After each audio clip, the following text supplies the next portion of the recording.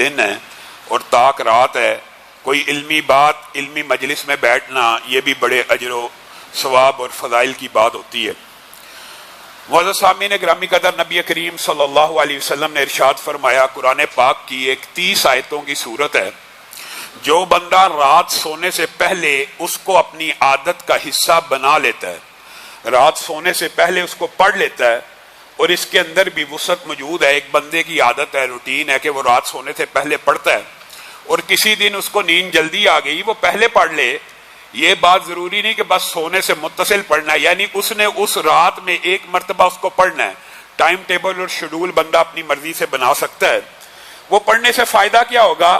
فائدہ یہ ہے کہ اس اکیلی سورت کو پڑھ لینے سے بعد ایسے فضائل انسان کے مقدر میں آ جاتے ہیں جو بالعموم شہداء کے مقدر میں آتے ہیں۔ آپ کو پتا ہے عذاب قبر سے بچنے کا سب سے آسان راستہ کیا؟ جہاد فی سبیل اللہ، کہ بندہ اللہ رب العزت کی بارگاہ میں جہاد کرتا ہوا شہید ہو جائے۔ اور لوگ جہاد بالعموم اسی غرض و غایت کی وجہ سے کرتے ہیں کہ اللہ کی بارگاہ میں ہم جہاد کریں گے، خون کا پہلا قطرہ بھی زمین پہ گرے گا، اللہ رب العزت ساری خطاؤں کو معاف کر کے روح کو اپنے پاس بلا لیں گے، عذاب قبر سے محفوظ ہو جائیں گے۔ اب ایک بندہ شہید تو نہیں ہو سکا، یا جہاد پہ تو نہیں جا سکا، یا بزدل ہے، اور یہ بات یاد رکھیے کہ مومن بزدل ہو سکتا ہے، ہر بندے کا ایمان ایسا نہیں ہوتا۔ اب اس بندے کو کیا چاہیے؟ وہ کیا کرے؟ وہ صرف سورہ ملک 30 آیتوں کی سورت ہے، اگر ہر روز رات کو پڑھ لے گا تو نبی کریم صلی اللہ علیہ وسلم نے فرمایا قبر کے اندر اگر اس کے اوپر عذاب آنا بھی چاہے گا تو یہ سورت جس طرح مرغی اپنے چوزوں کو اپنے آغوش میں لے لیتی ہے، یہ سورت اپنے پڑھنے والے کو اپنی آغوش میں لے لے گی اور عذاب کے سامنے ڈٹ جائے گی اور عذاب کے سامنے کھڑی ہو جائے گی۔ تیری جرت کیسے ہے؟ اس بندے کو ہاتھ لگاتا ہے جس نے پوری زندگی ایک دن میرا ناگا نہیں کیا۔ اور میں آپ کو ایک واقعہ بتلاتا ہوں، مستند اور سکہ واقعہ۔ ڈاکٹر نے، بعض لوگ جن کی عادت پختہ ہوتی ہے نا سورہ ملک پڑھنے کی، یاد بھی نہ ہو، یاد بھی نہیں ہے، ڈاکٹر نے ہمیں یہ بات بتلائی ہے کہ کئی مرتبہ نزع کے عالم میں ہم نے ایسے بندے کی زبان سے جو کومے کے اندر موجود ہے سورت ملک کی تلاوت جاری ہوتے ہوئے دیکھی ہے، حالانکہ وہ حافظ بھی نہیں تھا، لیکن اللہ تعالیٰ کو بھی بندے کے اوپر رحم آ جاتا ہے۔ یعنی یہ سورت اتنی جامع مانے عذاب کے سامنے کہ صرف اس 30 آیتوں کی سورت کو اگر آپ اپنا لیں گے انشاءاللہ سب عذاب قبر سے بچ جائیں گے۔ آج آپ نے ارادہ کرنا ہے، کتنے بھائی وعدہ کرتے ہیں کہ زندگی میں 30 آیتیں پڑھیں گے؟ بھائیو 30 آیتیں پڑھنا کیا مشکل ہے؟ آج کے بعد سورہ ملک کی تلاوت اپنی زندگی میں جاری کیجئے۔ اور رسول اللہ صلی اللہ علیہ وسلم اس کے ساتھ ایک اور سورت بھی پڑھا کرتے تھے، الف لام میم سجدہ کی، اور رسول اللہ کی زندگی میں کوئی رات ایسی نہیں آئی کہ رسول اللہ نے ان دونوں سورتوں کے بغیر رات کو بسر کیا ہو۔ اور میرے بھائیو بہت سے سوالات عصر کی نشست میں بھی ہوئے، ان میں سے بعض کا جواب میں دیتا ہوں۔ لوگ بہت سے مسائل کے بارے میں بہت سی آیتیں پوچھتے ہیں۔ ایک آیت جو دشمنوں کے لیے، کسی ایسے دشمن کا جب پہ آپ حق پہ ہوں اور وہ آپ کا حق غصب کر رہا ہو، دشمن سے مراد یہ نہیں کہ کفار اور یہود و نصارہ ہی ہوں، مراد یہ آپ کسی ادارے میں کام کرتے ہیں، آپ کسی انسٹیٹیوشن میں کام کرتے ہیں، اس کا باس آپ کے خلاف ہو گیا تو اس کے لیے وظیفہ اکثر لوگ پوچھتے ہیں۔ تو قرآن پاک کی ایک آیت ہے جس سے یہ وظیفہ مستعار ہے، ربی انی اور ربی انی دونوں پڑھ سکتے ہیں۔ ربی انی مغلوب فانتصر، ربی انی مغلوب فانتصر، اور اس کے ساتھ جو حدیث اور اسلاف کے روایت ثابت ہے وہ یہ ہے، اللہم انا نجعلک فی نحورہم ونعوذ بک من شرورہم۔ یہ بھی وظیفہ آپ نے یاد کرنا ہے، یا یہ یاد کر لیں اللہم اکفینیہم بما شئت، جیسے آپ چاہیں اللہ ہمیں اس کے شر سے بچا لیں۔ ان وظائف کو پڑھ لینے سے، اور عدد کی بات دوبارہ آپ کو کہوں گا کہ 313 مرتبہ کوئی بھی وظیفہ اگر آپ شروع کریں نماز کے بعد، فرض نماز کے بعد 313 مرتبہ پڑھا کریں۔ اسی طرح شوگر کے مریضوں کے حوالے سے ربی ادخلنی مدخل صدق واخرجنی مخرج صدق واجعلنی من لدنک سلطانا نصیرا، یہ وظیفہ بڑا مجرب ہے۔ اسی طرح مختلف بیماریوں کے حوالے سے بہت سے وظائف ہیں، لیکن اگر انسان کسی ایسی سچویشن میں پھنس جائے کہ جہاں سے اب نکلنے کی امید نہیں، بندہ وینٹیلیٹر پہ چلا گیا ہے، بندہ ایسی حالت میں پہنچ گیا ہے کہ اب نکلنے کے امکان کم ہے، تو تو اس وقت یہ وظیفہ بڑا مجرب ہے، لا الہ الا انت سبحانک انی کنت من الظالمین، کیونکہ یونس نے بھی یہ اس وقت پڑھا تھا جب ظاہری کوئی سبب باقی نہ تھا، اندھیرا تھا، مچھلی کے پیٹ کا اندھیرا، سمندر کا اندھیرا، رات کی تاریکی کا اندھیرا، اور اللہ تعالیٰ نے الفاظ کیا کہے ہیں؟ اللہ تعالیٰ نے کہا اگر یہ نہ پڑھتا، یونس نبی ہے، سارے نبی بھی اللہ کے در کے فقیر ہیں، یہ یونس اگر یہ دعا نہ کرتا لَلَّبِثَ فِي بَطْنِهِ إِلَى يَوْمِ يُبْعَثُونَ، تو ساری زندگی اسی مچھلی کے پیٹ میں رہتا۔ گویا لا الہ الا انت سبحانک انی کنت من الظالمین آپ نے کثرت سے پڑھنا ہے۔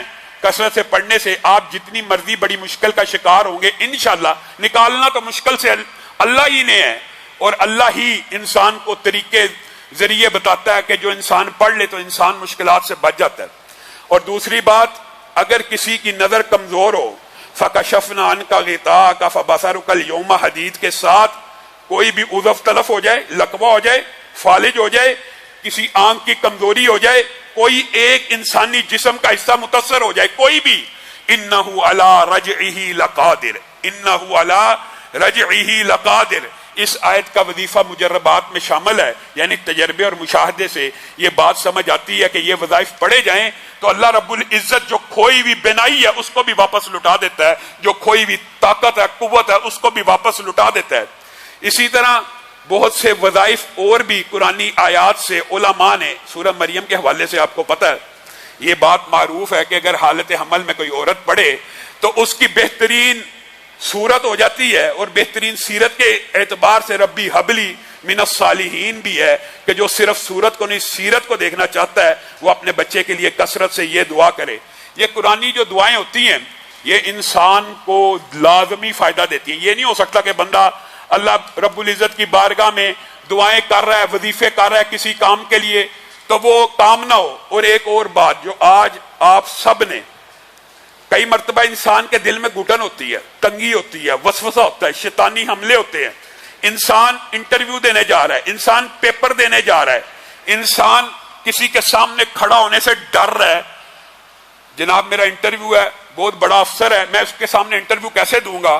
انسان اور خطیب اور علماء بھی جب سٹیج پہ آتے ہیں، ممبر پہ بیٹھتے ہیں تو یہ وظیفہ پڑھتے ہیں۔ آپ نے بھی اس وظیفے کو اپنی زندگی میں جاری کرنا ہے۔ ربی شرح لی صدری ویسر لی امری واحلل عقدۃ من لسانی یفقہوا قولی، یہاں تک یہ پڑھنا۔ اس سے کیا ہوگا؟ کئی مرتبہ تو بعض دوستوں نے عجیب و غریب اس کے فوائد بتائے ہیں کہ دل کی بیماری کے اندر ربی شرح لی صدری پڑھا کسی اور کام سے تھا، لیکن دل کا بندہ بیمار تھا، سٹنٹ ڈاکٹروں نے کہا تھا پڑھنے والا ہے، اس نے اس آیت کا وظیفہ کیا ربی شرح لی صدری، اللہ تعالیٰ نے حقیقت میں بھی سینہ کھول دیا اور دل کو کھول کے رکھ دیا، اور جو سٹنٹ پڑھنا تھا اس کی نوبت ہی نہ آئی۔ یہ ربی شرح لی صدری ویسر لی امری واحلل عقدۃ من لسانی یفقہوا قولی، بات پھر وہی ہے، لیکن یہ نہیں ہے علامہ صاحب نے وظیفہ بتایا تھا، ایک دفعہ پڑھا نتیجہ نہ نکلا۔ آپ نے کوئی بھی وظیفہ، اگر میں اپنے تجربے اور مشاہدے کی روشنی میں کہہ رہا ہوں، آپ نے کوئی بھی اگر وظیفہ کرنا ہے فرض نماز کے بعد اس کا عدد 313 بنانا ہے، اور اگر آپ یقینی کامیابی چاہتے ہیں پہلے 7 دن کا وظیفہ کریں، اور اگر 7 دن میں کام نہ ہو تو 41 دن یا 40 دن کے اندر وظیفہ کریں، اللہ رب العزت ضرور بھی ضرور کامیابی عطا کرے گا۔ جس مقصد کے لیے آپ جو بھی وظیفہ پڑھنا چاہتے ہیں اس کے اندر اس عدد کا آپ نے خیال رکھنا، کیونکہ یہ کثرت کے اندر جب وظیفہ چلا جاتا ہے۔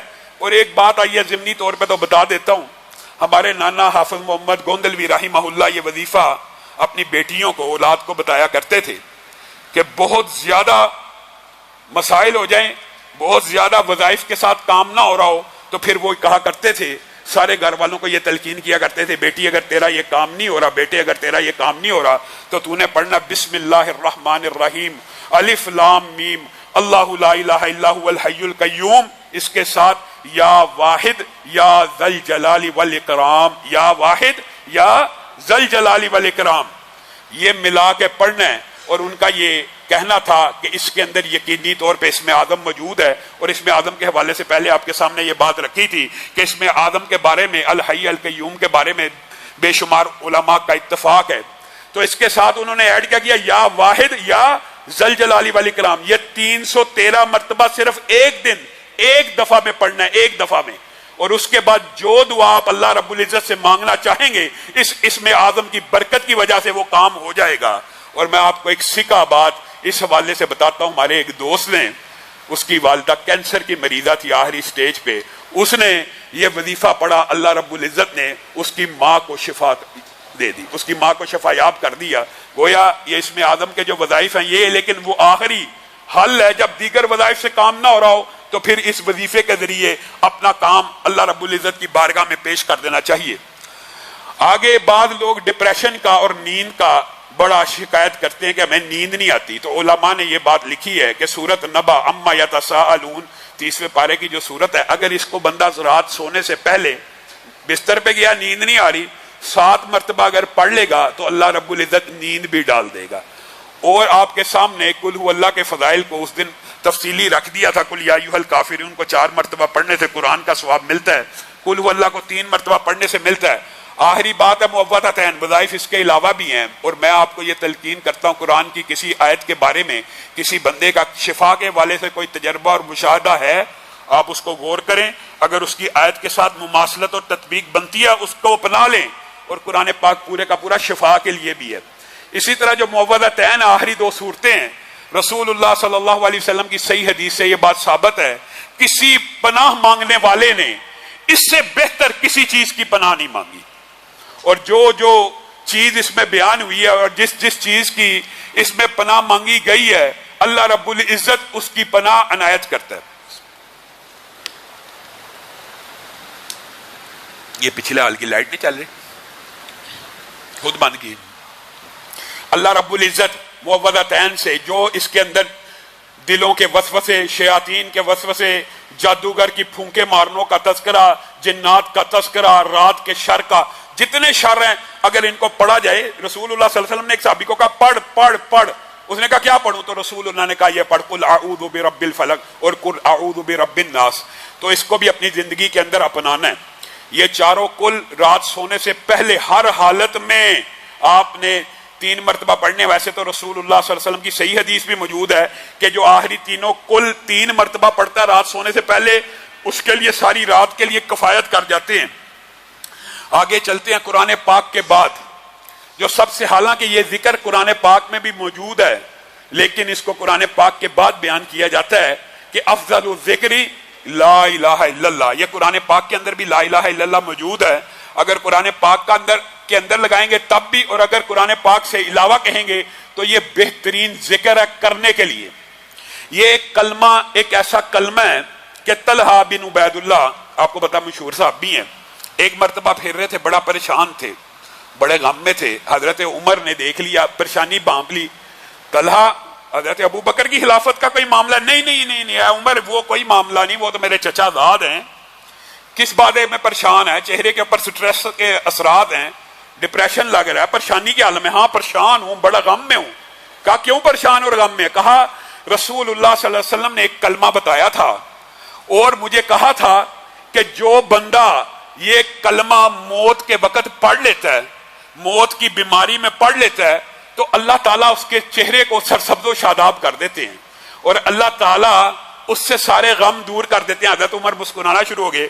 اور طلحہ تجھے کیا پتا، تو یہ کلمہ بھول گیا اتنی جلدی؟ وہ کلمہ مجھے پتا ہے. اے عمر آپ کو پتا ہے؟ ہاں. وہ بتائیے. کہا وہ کلمہ لا الہ الا اللہ ہے. طلحہ بن عبید اللہ نے کہا ہاں آپ نے مجھے یاد کرایا، بس میرے دماغ سے نکل گیا تھا، بے شک یہی وہ کلمہ ہے. میرے بھائیو، اس حدیث کے اندر طلحہ بن عبید اللہ نے کیا کہا ہے؟ رسول اللہ نے کہا ایک کلمہ ہے جو بندہ موت کے وقت، اور اس کی محدثین نے تشریح کی ہے جس بیماری میں موت آنی ہو. مثلا ڈاکٹر نے کہہ دیا کسی کے بارے میں کہ آپ 5 سال اور جیئیں گے، 1 سال اور جیئیں گے، 10 دن اور جیئیں گے. ایسی بیماری میں بندہ چلا گیا کہ جس کی بیماری کے اندر موت آنی ہے، کینسر ہو گیا ہے، کوئی ایسی بیماری ہو گئی ہے، ڈاکٹروں نے جواب دے دیا. اب صرف خلوص دل سے ایک کلمہ کہنا ہے، وہ کیا ہے؟ لا الہ الا اللہ. اس کلمے کی فضیلت سنیے. موت کے وقت آپ کو پتا ہے، موت جب نزع کا عالم ہوتا ہے یا جو گھبراہٹ ہوتی ہے موت کی، ابھی بندہ مرا نہیں بھی ہوتا، بندے کو پتا لگ جائے نا ڈاکٹروں نے جواب دے دیا، اس کا دماغ گھومنا شروع ہو جاتا ہے، ڈپریشن میں چلا جاتا ہے. ساری زندگی جو کمایا تھا وارثوں کا ہو گیا، بیٹوں کا کیا بنے گا، بچیوں کا کیا بنے گا، رشتہ داروں کا کیا بنے گا، وہ بیٹی کے حالات تو بڑے تنگ ہیں، اس کا کیا بنے گا، بچہ تو بڑا چھوٹا ہے، اس کا کیا بنے گا. یعنی بذات خود موت ایک غم کی کیفیت بھی لے کے آتی ہے بندے کے اوپر انسان نے زندگی میں جو کچھ کیا ہوتا ہے وہ سارے کے سارے غم اس کا پیچھا اس وقت کرنا شروع کر دیتے ہیں جب بندے کو پتا چل جاتا ہے ڈاکٹر نے جواب دے دیا ہے، یا اس کو پتا لگ جاتا ہے میری حالت اب بگڑنے والی ہے، میں اس مرض کی آخری سٹیج پہ پہنچ چکا ہوں، تو وہ جو غم ہے وہ ایک ہی کلمے سے دور ہوتے ہیں جب بندہ اس عالم میں یہ کہتا ہے نا لا الہ الا اللہ، اللہ نہ پہلے کبھی عبادت کا کوئی فعل تیرے علاوہ کسی کی بارگاہ میں سر انجام دیا تھا۔ اور میرے بھائیو یہ بات بڑی اہم ہے، لا الہ الا اللہ صرف زبان سے نہیں کہنا، خلوص سے کہنا ہے۔ حدیث کے الفاظ ہے خلوص سے۔ خلوص کیا ہے؟ خلوص یہ ہے کہ اللہ آپ ہی عبادت کے لائق ہیں، عبادت کا چھوٹے سے چھوٹا فعل، نظر عبادت ہے کہ نہیں، نیاز عبادت ہے کہ نہیں، ذکر عبادت ہے کہ نہیں، رکوع عبادت ہے کہ نہیں، سجدہ عبادت ہے کہ نہیں، دعا عبادت ہے کہ نہیں، یہ سارے کے سارے اعمال کس کے ساتھ خاص کرنے ہیں؟ اللہ کے ساتھ۔ پھر زبان سے کہنا ہے لا الہ الا اللہ، تو موت کے وقت اگر جتنے بھی غم انسان کو تنگ کر رہے ہیں سارے کے سارے دور ہو جائیں گے، صرف ایک مرتبہ زبان سے یہ کہنا ہے۔ اور دوسری برکت کیا ہے؟ دوسری برکت یہ ہے کہ موت کے وقت اللہ تعالیٰ اس کے چہرے کو سرسبز و شاداب کر دے گا۔ آپ نے کئی مرتبہ علماء، واعظین، خطباء اور محدثین کے چہروں کے اوپر وہ بشاشت دیکھی ہوگی جو موت کے وقت آتی ہے، اور وہ اس لیے آتی ہے کہ ان کا آخری کلمہ لا الہ الا اللہ کا ہوتا ہے۔ رسول اللہ صلی اللہ علیہ وسلم نے فرما دیا جس بندے کا آخری کلمہ لا الہ الا اللہ ہو گیا وہ جنت میں داخل ہو گیا، چاہے جو مرضی عمل کرتا رہا تھا دنیا میں، آخری وقت میں بھی یہ کہہ دیا اللہ نہ پہلے کسی کی عبادت کی تھی نہ آئندہ اگر تو نے مہلت دی کسی کی عبادت کروں گا، بندہ جنت میں داخل ہو گیا۔ اور حضرت آدم نے صحیح حدیث کے جو الفاظ ہیں اپنے بیٹے کو وصیت کرتے وہ کیا کہا تھا؟ کہا تھا لا الہ الا اللہ اتنا وزنی کلمہ ہے، اتنا وزنی کلمہ ہے کہ اگر 7 زمینوں کو ایک پلڑے میں ڈالا جائے اور تنہا لا الہ الا اللہ کو ایک پلڑے میں ڈالا جائے تو لا الہ الا اللہ کا پلڑا بھاری ہو جائے گا۔ اور یہ کہا تھا اگر 7 زمینوں کو ایک توق سے باندھ دیا جائے، یعنی ایک زنجیر کے ساتھ باندھ دیا جائے، تو دنیا کے اندر کوئی کلمہ، کوئی چابی، کوئی چیز ایسی نہیں جو اس توق کو کھول دے، لیکن اگر اس زنجیر کے اوپر بھی لا الہ الا اللہ کو پڑھا جائے گا وہ ساری کی ساری زنجیر ٹوٹ کے ریزہ ریزہ ہو جائے گی۔ کیوں؟ آپ نے اس رب کی عبادت کا حق ادا کر دیا۔ صرف زبان سے اقرار کرنا بھی بڑی بات ہے، لیکن دل میں اخلاص بھی ہونا چاہیے کہ آج کے بعد اللہ کے علاوہ کسی کا خوف بھی نہیں ہونا چاہیے۔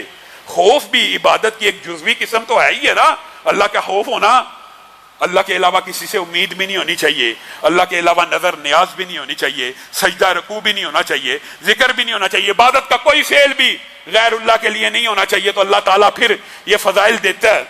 اور اگر اس کلمے کو لا الہ الا اللہ کو جو پہلے آپ کو اس دن وظیفہ بتایا، آج اس کی فضیلت بھی بتاتا ہوں۔ لا الہ الا اللہ وحدہ لا شریک لہ لہ الملک ولہ الحمد وہو علی کل شیء قدیر، اس طرح پڑھے گا نا، پہلے تو صرف لا الہ الا اللہ کی بات کر رہا تھا، جو مکمل پڑھے گا، بخاری و مسلم کی حدیث ہے، اس دن یہ فضیلت بیان کرنے کے لیے وقت کم تھا اس لیے آج بیان کر رہا ہوں کہ 100 مرتبہ جو بندہ اس کلمے کو پڑھتا ہے، بخاری و مسلم کی متفق علیہ حدیث ہے، 100 مرتبہ پڑھنے کا اجر و ثواب کتنا ہے؟ نمبر 1، اسماعیل کون ہے؟ پیغمبر ہیں، رسول ہیں، ان کی اولاد میں سے 10 بیٹوں کو غلام بنا لیا کسی نے، اب ان کو آزاد کروانے کے لیے ایک بندے نے پیسے لگائے، لاکھوں کروڑوں پیسے سے ان بندوں کو آزاد کروا لیا، اور ایک بندے نے صرف 100 مرتبہ لا الہ الا اللہ وحدہ لا شریک لہ لہ الملک ولہ الحمد وہو علی کل شیء قدیر پڑھا۔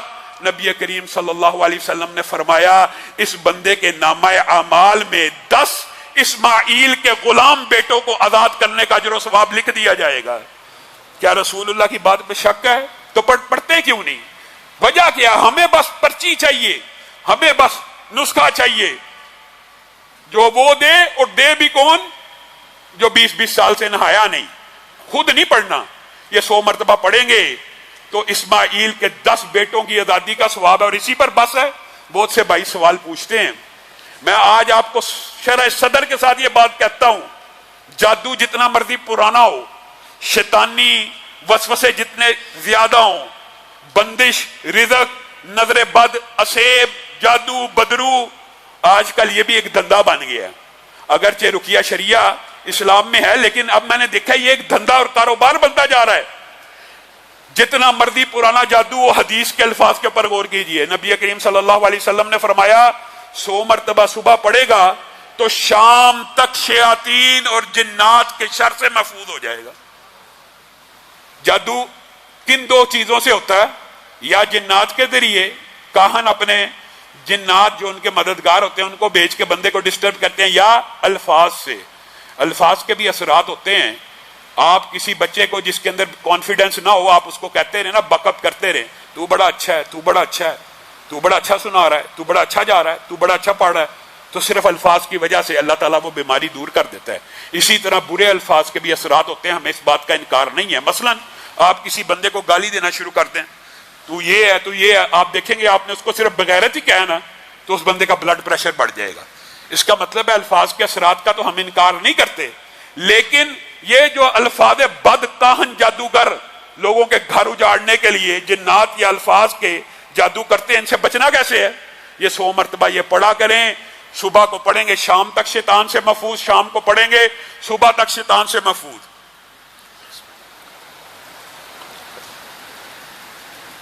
اور صحیح ابن حبان کے اندر یہ بات بھی میں آپ کو بتاؤں، یہ اللہ کو بھی پتہ ہوتا ہے بندوں کا، اور رسول اللہ صلی اللہ علیہ وسلم بھی امت کی نفسیات شاید جانتے تھے. یہ تو متفقن علیہ حدیث ہے، صحیح ہے. 100 مرتبہ پہلے کہا، لیکن ایک بندہ 100 مرتبہ نہیں پڑھ سکتا تو وہ کیا اس وظیفے سے محروم رہ جائے گا؟ نہیں. رسول اللہ صلی اللہ علیہ وسلم کی بھی حدیث بھی صحیح ہے، ابن حبان کے اندر موجود ہے. جو 100 مرتبہ نہیں پڑھ سکتا اس کو کتنی دفعہ پڑھنا چاہیے؟ 10 مرتبہ. اور 10 مرتبہ پڑھنے کا اجر و ثواب کیا ہے؟ پہلے تو 100 مرتبہ پڑھنے کے 10 غلاموں کی آزادی تھی اور صبح سے شام تک شیطان سے بچنا تھا. یہاں صحیح حدیث کے الفاظ ہیں صرف 10 مرتبہ پڑھے گا تو 4 غلاموں کی آزادی کا ثواب مل جائے گا. یعنی تخفیف کر دی آپ کے اور میرے اوپر، آسانی کر دی. پہلے 10 سے 1 آزاد ہوتا تھا، اب 10 سے کتنے آزاد ہو رہے ہیں؟ 4 آزاد ہو رہے ہیں. اور جو اگلی فضیلت ہے، اللہ کی بھی یہ رحمت ہے اور محمد رسول اللہ صلی اللہ علیہ وسلم کی بھی یہ انسان بینی کی اور امت کی نفسیات جاننے کی کتنی عظیم بات ہے. رسول اللہ نے وہ فضیلت اس کے اندر بھی نہیں چھینی. کہا جو صبح 10 مرتبہ پڑھ لے گا شام تک شیطان سے بچ جائے گا، جو شام کو 10 مرتبہ پڑھ لے گا صبح تک شیطان سے بچ جائے گا. اور جو دیگر ثواب ہے نا کہ 100 درجے بڑھیں گے، 100 گناہ معاف ہوں گے، 100 نیکیوں میں اضافہ ہوگا، وہ اضافی باتیں ہیں. اور سنن ابن ماجہ کے اندر یہ حدیث بھی صحیح ہے. بعض اللہ کو بھی پتا بندے ایسے ماشاءاللہ مصروف ہیں، اور مصروف کن کاموں میں؟ شیطانی کاموں میں. مصروف کن کاموں میں؟ دنیاوی کاموں میں. وہ کیا کریں؟ یہ حدیث بھی سنن ابن ماجہ کی صحیح ہے، وہ 1 مرتبہ اس کلمے کو پڑھیں. اب بتاؤ کوئی بندہ ایسا بھی ہے ہم میں سے بیٹھا جو وعدہ کرے 1 مرتبہ تو زندگی میں پڑھیں گے نا. 1 مرتبہ پڑھنا مشکل ہے. 1 مرتبہ صبح پڑھیں، 1 مرتبہ شام پڑھیں. حدیث کے الفاظ یہ ہیں، اللہ کی رحمت ہے، اللہ کی عطا ہے. اللہ تعالیٰ کئی مرتبہ نبی کریم کے ذریعے کسی مسئلے کی کوئی فضیلت بیان کرتے ہیں، پھر اس میں تخفیف بھی کرتے چلے جاتے ہیں تاکہ وہ لوگ بھی شامل ہو جائیں جو زیادہ ذکر نہیں کر سکتے. صرف 1 مرتبہ پڑھنے سے حدیث کے الفاظ ہیں 1 اسماعیل کے غلام بیٹے کو آزاد کرنے کا اجر مل جائے گا. گویا 100 مرتبہ پڑھنے سے 100 ہی ملنے ہیں. وہ جو حدیث ہے یہ اللہ تعالیٰ کی رحمت ہے، اللہ تعالیٰ بڑھاتا رہتا ہے نیکیوں کو. اور ویسے بھی یہ عام فہم لاجیکل بات ہے، 10 کی بات ہے تو اللہ تعالیٰ تو 10 سے ہر چیز کو ضرب نیکیوں کو دیتا رہتا ہے. گویا 1 مرتبہ پڑھنے سے بھی 1 اسماعیل کا غلام بیٹا آزاد ہوگا. اور صرف 1 مرتبہ پڑھنے سے صبح سے شام تک شیطان جنات جادو سے بچ جائے گا اور شام سے صبح تک بچ جائے گا. اب بتائیے کتنا کو پرانا جادو ہے جی، بڑا پرانا جادو ہے جی، بڑے مسئلے آ گئے ہیں جی، بڑے مسئلے. 100 مرتبہ صبح اور شام اپنے گھر میں یہ وظیفہ پڑھ لیں، میں آپ کو گارنٹی دیتا ہوں جتنا مرضی پرانا جادو ہو، جتنا مرضی برا تویز ہو، جتنے مرضی اثرات بد الفاظ کے ہوں یا جنات کے ہوں، اس وظیفے کے سامنے نہ جن ٹک سکتا ہے نہ برے الفاظ ٹک سکتے. آج آپ نے صبح سے شام تک، اور لوگوں کو ابلاغ بھی کرنا ہے، یہ وظیفہ پڑھنا ہے. اور دوسرا وظیفہ جو اس دن بتلایا تھا وہ یہ تھا سبحان اللہ والحمد للہ ولا الہ الا اللہ واللہ اکبر ولا حول ولا قوت الا باللہ. میرے بھائیوں مختصر کر کے میں آپ کے سامنے رکھتا ہوں. رسول اللہ صلی اللہ علیہ وسلم نے فرمایا ہے کہ یہ جو تسبیح ہے نا یہ اللہ کو بڑی پسند ہے. اللہ کی جو تسبیح ہے نا اللہ کو پسندیدہ اعمال میں سے ہے. رسول اللہ صلی اللہ علیہ وسلم نے فرمایا اللہ کو اتنی پسند ہے کہ ایک بندہ ایک سونے کا پہاڑ خرچ کر رہا ہے، سونے کا پہاڑ، اور دوسرا بندہ سارا دن کیا کہہ رہا ہے؟ سبحان اللہ و بحمدہ، سبحان اللہ و بحمدہ، یا اللہ کی تسبیح بیان کر رہا ہے یا اللہ کی حمد بیان کر رہا ہے۔ تو نبی کریم صلی اللہ علیہ وسلم نے کہا یہ تسبیح بیان کرنے والا آگے نکل گیا، سونے کے پہاڑ کو خرچ کرنے والے سے بھی آگے نکل گیا۔ سبحان اللہ کہنے، وجہ بھی کیا، وجہ بھی سن لیجئے۔ وجہ یہ ہے کہ قرآن پاک میں بھی وجہ بیان ہوئی ہے کہ اللہ تعالیٰ نے، یہ انسان ہی کم بخت ہے، انسان ہی کم ظرف ہے، ورنہ زمین و آسمان کے مابین جتنی مخلوقات ہیں اللہ کی تسبیح بیان کرتی ہیں، اللہ نے قرآن پاک میں کہا ہے، لیکن تمہیں ان کی تسبیح کا پتہ نہیں وہ کیا ہے۔ اور اگر انسان غور و فکر کرنے والا ہو نا، انسان کو وہ مخلوقات کی اطاعت اور تسبیح بھی مل جائے گی، مل سکتی ہے، ایک اندازہ تو لگایا جا سکتا ہے۔ کبھی آپ نے دیکھا یہ پلانیٹری سسٹم، یہ کاسمولوجی کے اندر سٹارز، زمین، جتنے بھی سیارے ستارے ہیں، یہ اللہ کے حکم کے ایسے تابع ہیں، اللہ تعالیٰ نے ان کو جو رستہ دکھایا ہے یہ اس سے 1 سینٹی میٹر بھی ادھر سے ادھر نہیں ہوتے، اور اگر ہو جائیں تو سارا نظام تلپٹ ہو جائے، سارا نظام چوپٹ ہو جائے۔ اللہ کی ایسی اطاعت کرتے ہیں کہ جو صراط، جو فلک، جو مدار، جو گردش اللہ نے جس مخلوق کے لیے مقرر کی ہے، 1 سینٹی میٹر بھی وہاں سے آگے پیچھے نہیں ہوتی۔ وہ مخلوق اللہ کی تسبیح، اللہ کے ڈر سے ایسے چل رہی ہوتی ہے جیسے اللہ نے حکم دیا ہے۔ اور انسان سبحان اللہ، صراط مستقیم بھی بتا دی، قرآن بھی بتا دیا، رستہ بھی بتا دیا، پھر بھی اپنی مرضی سے کبھی ادھر کو نکل جائے گا، کبھی ادھر کو نکل جائے گا۔ وہ مخلوقات اللہ کی ایسی اطاعت کر رہی ہیں، ایسی تسبیح بیان کر رہی ہیں کہ 1 سینٹی میٹر بھی آگے پیچھے نہیں ہوتی۔ اور اسی لیے وہ جو حدیث پہلے آپ کے سامنے رکھی ہے نا، اس کے اندر یہ الفاظ موجود ہیں، دنیا بھر کی مخلوقات کو اگر رزق دیا جاتا ہے تو سبحان اللہ و بحمدہ کی وجہ سے دیا جاتا ہے، وہ اس کی تسبیح بیان کر رہی ہوتی ہیں، اور اللہ تعالیٰ اس لیے ان کو رزق دیتا ہے۔ میرے بھائیو، یہ جو کلمے ہیں، بخاری شریف میں آپ نے اس کے بارے میں حدیث پڑھی ہے، کلمتانی خفیفتانی علی اللسان ثقیلتانی فی المیزان حبیبتانی الی الرحمن۔ یہ 2 کلمے بڑے زبان پہ ہلکے ہیں، سبحان اللہ و بحمدہ، سبحان اللہ العظیم، کتنے ہلکے ہیں لیکن میزان کو بھر دینے والے ہیں، میزان کو وزنی کر دینے والے ہیں، رحمان کو بڑے پسند ہیں۔ وجہ کیا ہے؟ وجہ یہ، ایک تو اللہ کی آپ نے تسبیح بیان کی، اور اس کے بعد اللہ کی حمد بیان کی۔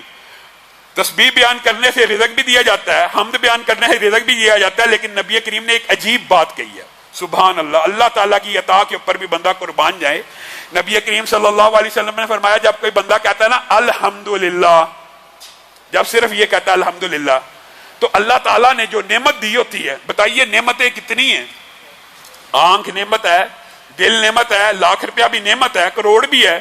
دنیا میں آج ایسے لوگ موجود ہیں نا جن کو اللہ نے 1 ارب دیا ہوا ہے، 1 خرب والے بھی دنیا میں موجود ہے نا۔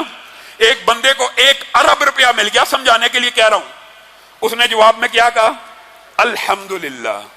اللہ تعالیٰ نے یہ جملہ اتنا پسند کیا، اللہ نے کہا یہ جو الحمدللہ ہے یہ میرے عطا کردہ 1 ارب سے بہتر ہے۔ یہ صحیح حدیث کے الفاظ ہیں کہ جب کوئی بندہ اللہ کی کسی نعمت پہ الحمدللہ کہہ دیتا ہے تو اللہ ایسے بڑھ کے قبول کرتا ہے اور کہہ دیتا ہے، نوید سنا دی جاتی ہے، جو نعمت عطا کی نا وہ اس سے ہلکی ہے۔ اللہ اکبر۔ حالانکہ دیکھیے آنکھ کی نعمت انسان کو کتنی بڑی لگتی ہے، انسان سوچے اللہ آنکھ کا شکریہ ادا کرتا ہوں الحمدللہ۔ اب یہ الحمدللہ آنکھ کی عطا کردہ نعمت سے باری ہو گیا۔ اللہ کی مرضی ہے، اللہ کی عطا ہے، یہ اللہ کی دین ہے۔ آپ اور میں اللہ کا شکریہ ادا نہیں کرنا چاہتے؟ وہ رب اتنا رحمان ہے، وہ بندوں کو چاہتا ہے بندے جہنم میں چلے جائیں، عذاب بھگتیں۔ جب ماں نہیں چاہتی کہ میرا بیٹا آگ میں جل جائے، رب کیسے چاہے گا؟ رب نے یہ بہانے بنائے ہوئے ہیں۔ رمضان کا موسم اسی کام کے لیے آیا ہے کہ کم از کم اس میں ثواب کے وہ طریقے اختیار کر لیے جائیں۔ اور ام ہانی کی حدیث ہے، انشاءاللہ اسی وظیفے پہ بات ختم کریں گے، اگلا وظیفہ انشاءاللہ اگلے درس میں بیان کریں گے۔ یہ جو سبحان اللہ والحمدللہ ولا الہ الا اللہ واللہ اکبر ولا حول ولا قوت الا باللہ، آپ کو اس دن بتایا تھا 100 مرتبہ پڑھنا ہے، پڑھ رہے ہیں کہ نہیں پڑھ رہے؟ ان 10 دنوں میں پڑھنا ہے اور اپنی زندگی کے اندر اس کو جاری و ساری رکھنا ہے۔ اس کا اکیلے کا اجر و ثواب ام ہانی کی اور دوسری حدیث کو اکٹھا بیان کرتا ہوں، وقت تیزی سے گزر رہا ہے۔ وہ یہ ہے کہ جو 100 مرتبہ ان کلمات کو ادا کرتا ہے، نمبر 1، اس نے 100 قلادہ پہنے ہوئے اونٹوں کو، زندہ کو اللہ کی بارگاہ میں دے دیا، نمبر ایک بات۔